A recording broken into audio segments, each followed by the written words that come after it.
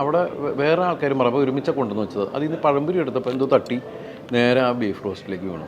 അപ്പോൾ അയ്യോ എന്ന് പറഞ്ഞിട്ട് പിന്നെ എടുത്ത് കഴിച്ചു കഴിഞ്ഞപ്പോൾ എന്തോ ഒരു ടേസ്റ്റ്, ഒരു നല്ല സുഖമുള്ളൊരു ടേസ്റ്റ്. ഞാൻ പതുക്കെ ഒന്ന് പൊട്ടിച്ച് അവൻ കാണാതെ പതുക്കെ ബീഫ് റോസ്റ്റ് ഒന്നുകൂടെ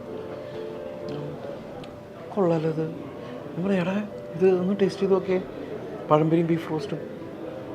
പഴംപൊരിയും ബീഫ് റോസ്റ്റാണ്, ഇത് പ്രാന്താണ് എന്നൊക്കെ പറഞ്ഞിട്ട് എന്നെ കളിയാക്കുക. അറിയില്ലടാ നല്ല സ്വാതന്ത്ര്യം.